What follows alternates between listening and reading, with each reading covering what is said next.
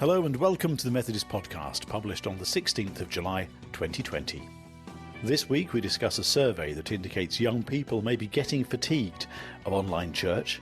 We hear how churches are fighting holiday hunger, consider the pilot of a new mediation service for the Connection, and hear a song to encourage us all to fight racism.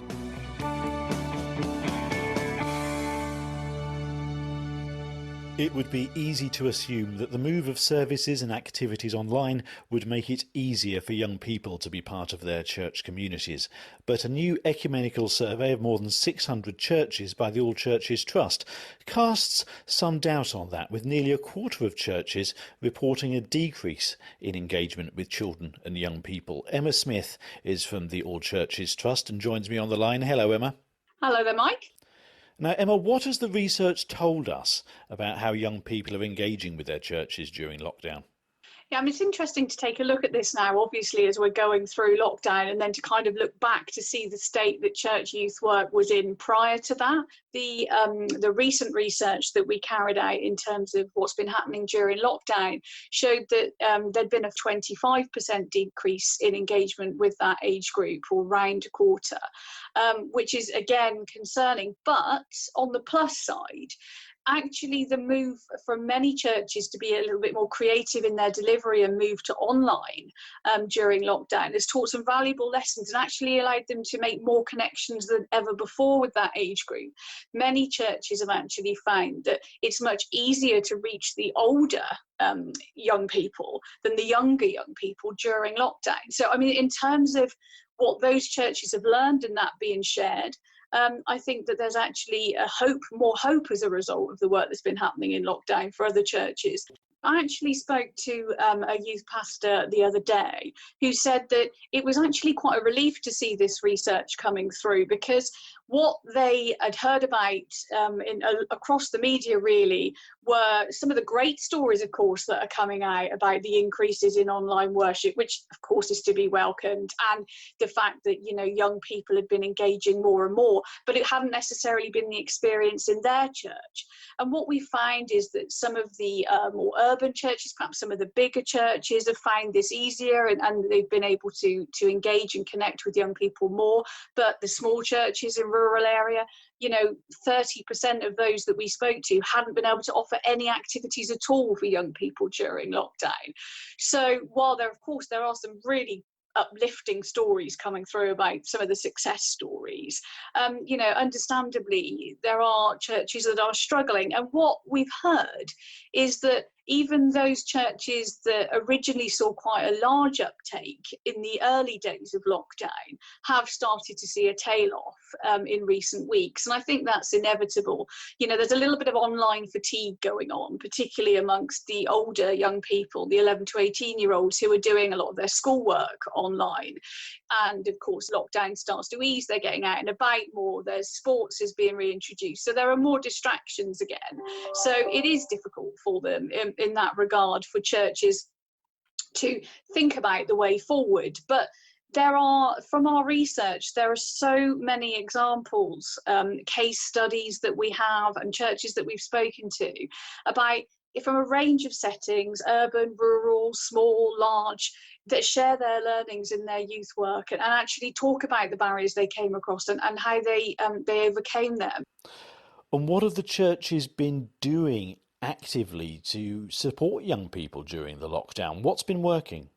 10% of churches actually experienced an increase in engagement with children and young people during lockdown. So it's not all bad news. And when we think about the fact that our original Growing Lives research showed that only 7% of churches said that even if they had all of the right resources and the money in place and the skills in place, only 7% said they'd like to introduce online support for young people. And what we've seen during lockdown is churches actually embracing digital. So we've seen more than half of churches being able to engage children and families through online worship. We've seen almost half of churches running family-focused online activities for children and parents, and almost a third specifically running online activities and challenges for young people. So I think what we've seen is them embracing digital opportunities, engaging with families online. And they've also been able to engage in other ways remotely without actually bringing young people to the church building. So delivering care packages, for example, just picking up the phone, dropping a text. The important thing has been staying connected. So one example, one of the churches that we spoke to in the original research, we touched base with them again during lockdown. They've been able to interact with a minimum of 65 young people a week during lockdown. And they've been offering everything from support with homework and mentoring to just literally touching base and making sure that people's mental health is fine. But they've even been offering cooking tutorials online, and they supported some young people to discuss their personal experiences of racial injustice as part of the Black Lives Matter debate as well.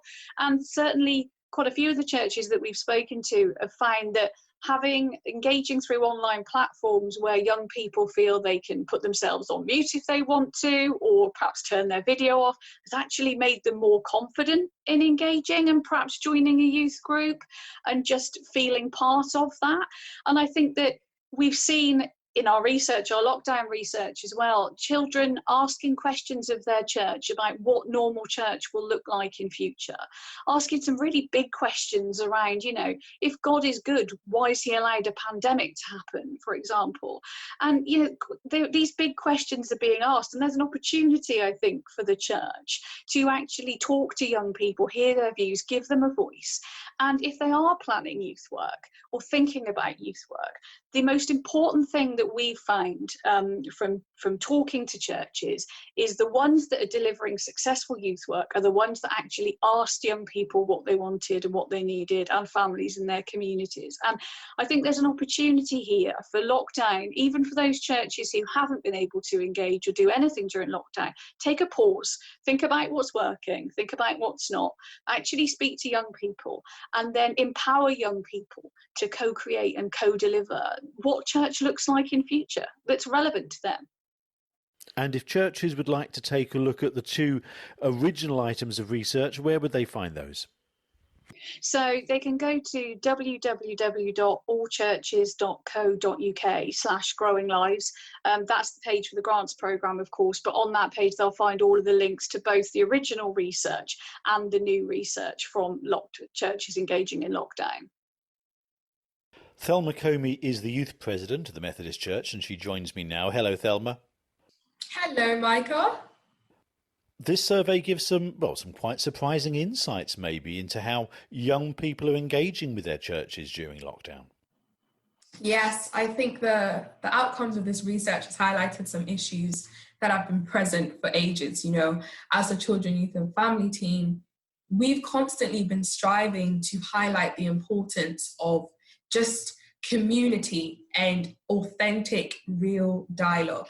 So this year we're launching Through Generate 365, which has the aim of, just lifting up the prophetic voice of children and young people and allowing them to be confident in speaking into what their church is.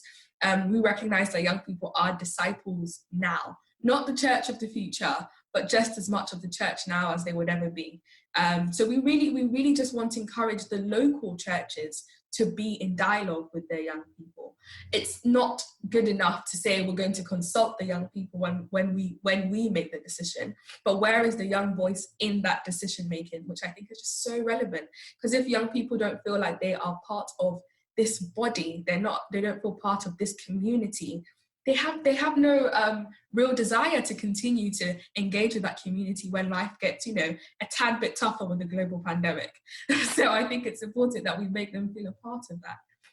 I've heard stories of churches who have sorted out their main service and then 8 weeks into lockdown thinking about what can we do for the young people.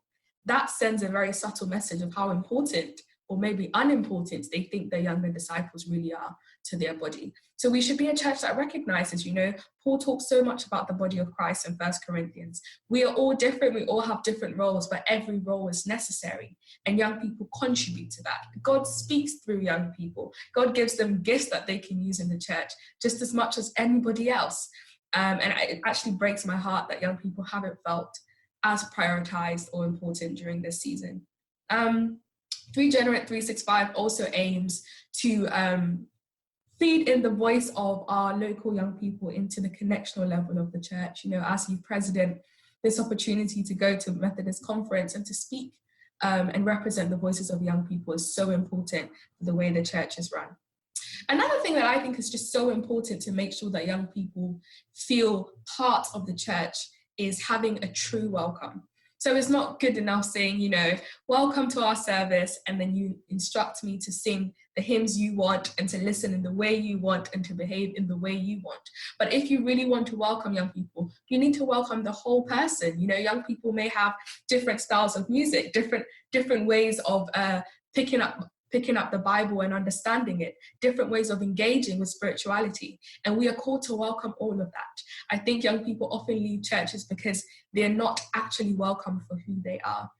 They're only welcomed if they're willing to fit the mold of what has been before.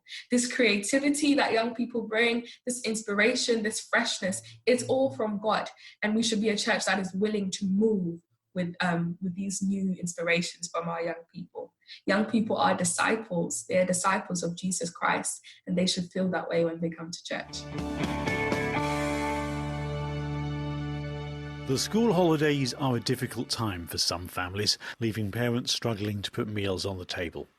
This year, the added impact of COVID-19 means that many families are going to be even harder hit. The Children, Youth and Families team of the Methodist Church, together with the Joint Public Issues team, have started a campaign called Holiday Hunger to highlight what churches can do to help alleviate the problem. On the line with me is the Reverend Julian Albrow from St Thomas's Methodist Church in Exeter, where they're doing what they can to help beat holiday hunger by operating a community larder. Hello, Julian. Tell me, what's the larder about? How does it work?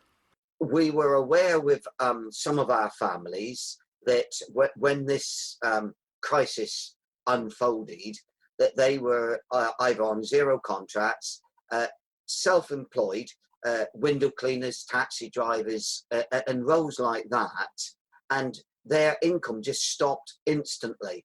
We've got quite a lot of diversity within this part of the city. So some of the folk have only been here for 2 or 3 years. They didn't have records for 3 or 4 years to be able to tie in with the government support system.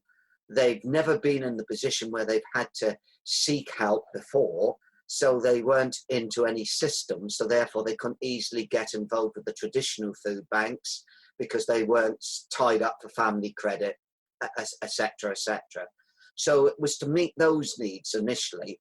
We did it ecumenically, so the Baptist Church, the Pentecostal Church and the Anglican Church all decided that they would work with us on it. And we opened 3 mornings a week, Mondays, Wednesdays and Fridays.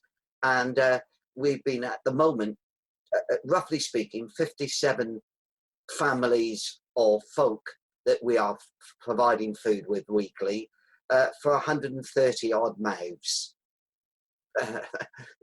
I've been doing that for the last 15 weeks and it's not changed a great deal. We've had people who then managed to sort themselves out or get different situations have moved on. And as fast as that's been happening, we've had new referrals. Today, I've had another 3 new families referred to us. So it's the needs there. I suspect it's going to get even bigger, to be quite honest. And how are referrals coming to you? Because this is for the people who are falling through the gaps in the system, isn't it? We said that automatically that we would allow each of our own denominations, our churches, to refer the people, the families that they had within their own fellowships. And then we contacted the doctor's surgery. We're very fortunate they only happened to be across the road from the church. And they were prepared to act as a referee for any people that they had, any patients that they had who they knew had particular needs. We've got community builders, the wellbeing hub, so they referred. And then we've got 4 local schools, 3 primary schools and the secondary school. And so we simply work on the assumption that if they say that they've got a family they feel need a parcel or need some help, even for 5-6 weeks in a row, we simply provide for that. Now, the school holidays are coming up when this can be a particular problem, can't it? I think so. As I say, we're very blessed in as much as that we've got an awful lot of young people and young families anyway because of brigades and guides and youth clubs and our young families. We've got our own preschool. So we've got all sorts of connections with people anyway. We've got a fair list. we will make sure that we shall continue running and make sure that they've got what they need during the school holidays. As you say, we will have the slight complication that we won't have the schools referring to us as such, but we're already working with them to make sure that they are to identify which families they know could struggle for this period of time so that we can link with them. And where does the food in the food parcels come from? Who's making the donations? We've been very, very blessed, to be quite honest. It's been an incredible story. We each, as a denomination, each said that we would put £500 each in from our benevolent funds to start it off. Believe it or not, we've not had to spend any of our money. The community have rallied around incredibly. We've had local streets doing all sorts of things, their own little collections. We've had some, one lady's been making masks and has given over £750 to us. It's just been phenomenal. And this is absolutely true. A few weeks ago, we were concerned that we were running short of toilet rolls, butter and bread. So we said, well, we'll draw some money out to buy that. The first 3 donations that morning happened to be butter, bread and toilet rolls. It's been phenomenal. As we've required stuff, it's turned up. We've tied in again with the local community association and with lots of community groups. And they are quite happy if we say to them, oh, we're running a little bit low of coffee. They put it on their Facebook pages. And the next thing you know, we got more coffee than the local supermarket's got. It's been so incredible. In general terms, as I say, I suppose most families are getting 2, if not 3 carrier bags of food a week. So that's about 150 bags that we're sending out. And now that's, that's not coincidence, I don't believe. That's a God instant. It's incredible how he's provided for us. Now, this may come as something of a surprise to you, but not everybody in the Methodist Church sees eye to eye with everybody else all of the time. This autumn, a trial is going to begin on a 3-year project alongside the charity Place for Hope, piloting teams of volunteers trained in reconciliation and mediation. The Director of Learning and Development for the Methodist Church, Richard Armiger, joins me. Hello, Richard. Hi, Michael. So, Richard, what's the need for reconciliation and mediation teams within the connection? Sadly, there are a number of times when conflict situations escalate to a point where dealing with them locally isn't the most appropriate way forward. So having some expert professional input in terms of reconciliation and mediation is a more appropriate way forward. And so in conversation with Place for Hope, as the project has developed around positive working together, alongside our review of our formal complaints and discipline process within the life of the Methodist Church and conversations with district chairs, we recognised that there was a need or a potential need to offer reconciliation and mediation at, I suppose, a higher level than the initial training on positive working together offered. And so the project was birthed as an idea to say, what would it look like if, as a Methodist Church, we were able to offer a reconciliation and mediation team across the connection to resource those situations of conflict that have escalated to a point where external facilitation is required. And how's the pilot scheme going to be delivered? So the time frame for the project is a 3-year timescale. We felt that 3 years was important because actually this piece of work needs time to get the project embedded, to get the research, I suppose the responses known, to assess the validity of this project. 3 years felt appropriate for that. So that starts from now and runs through over the next 3 years. The engagement with the project, initially we felt in order for this pilot to work well, it was important for us to clearly state that this project is going to be engaging with the 3 learning network regions of East of England, London and North Western Man for the 3-year period.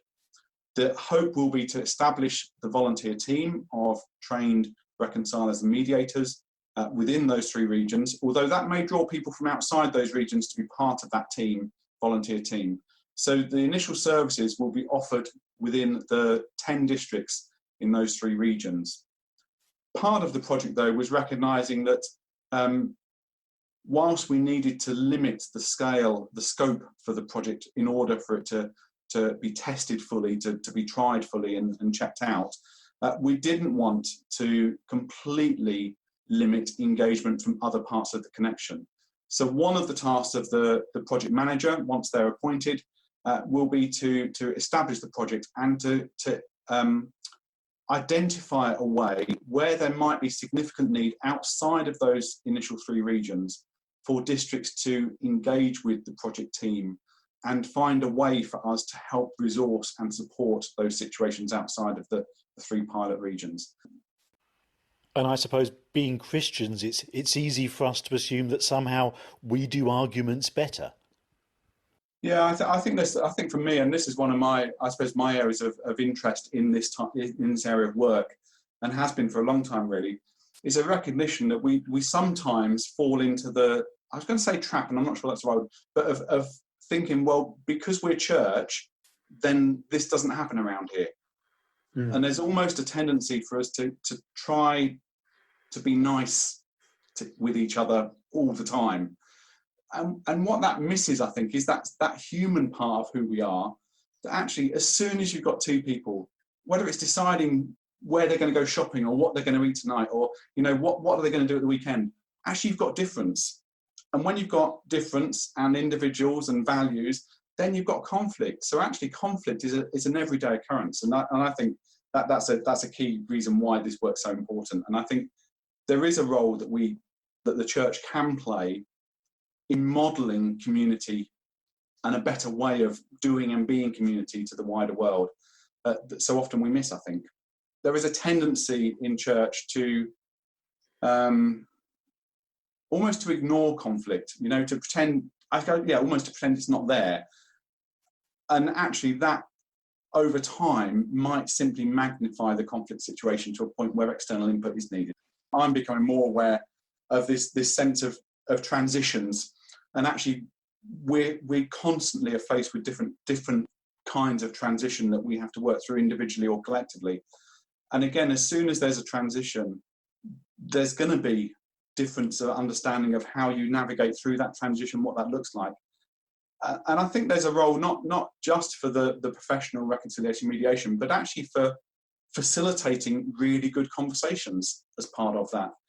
And I think when we stop speaking ourselves and listen to the other person that we're engaging with, really listen, and then have opportunity to share from where we are and the other person really listen, there's something for me just magical in that interaction that all too often we don't take the time to listen and listen well.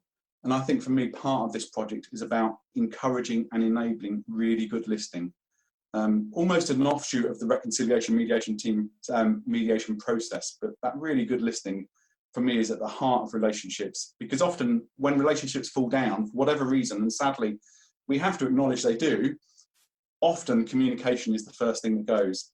And actually, if we've taken time to listen and therefore to understand, it's not to say conflict will never happen, but I think there's a better chance for conflict being transformational rather than being negative and having a negative impact on people.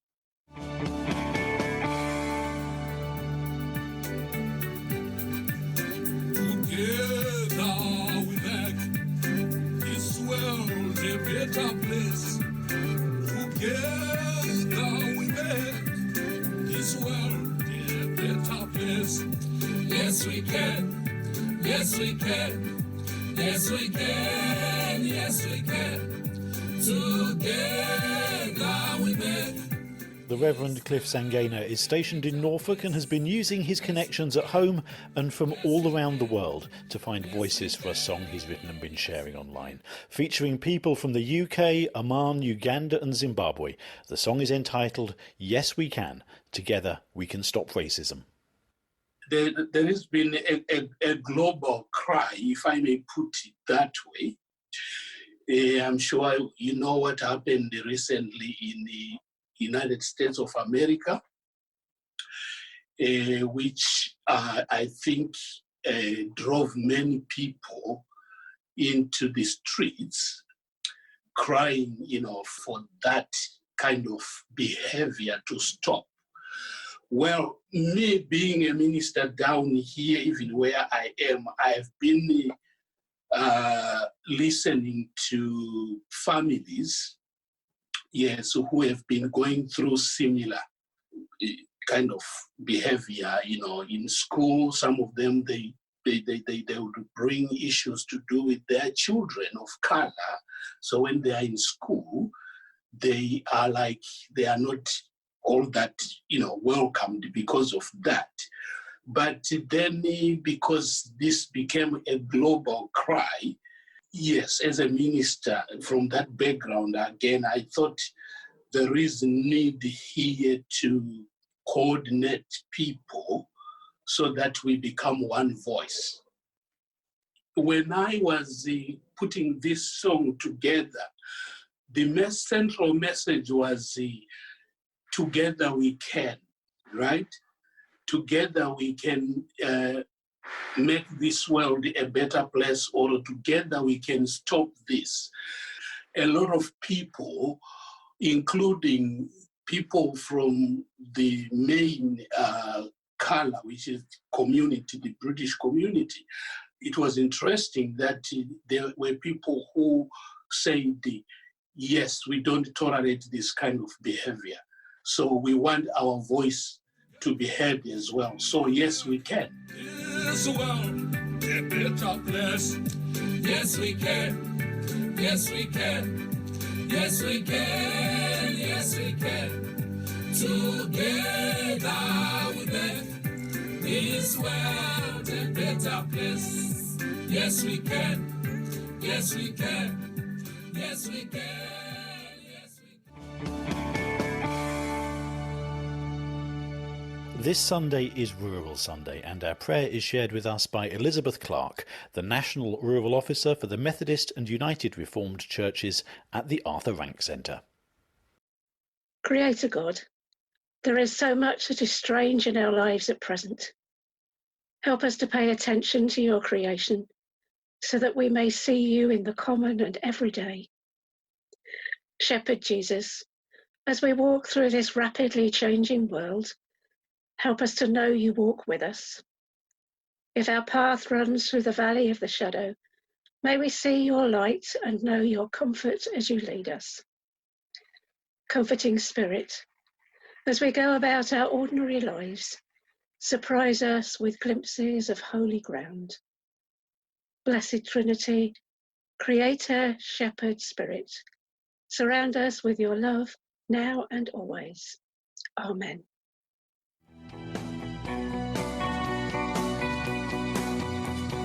Thank you for listening to this week's Methodist podcast. We're taking a break next week, but I'll be back on the 30th of July. From myself, Mike Ivat, goodbye.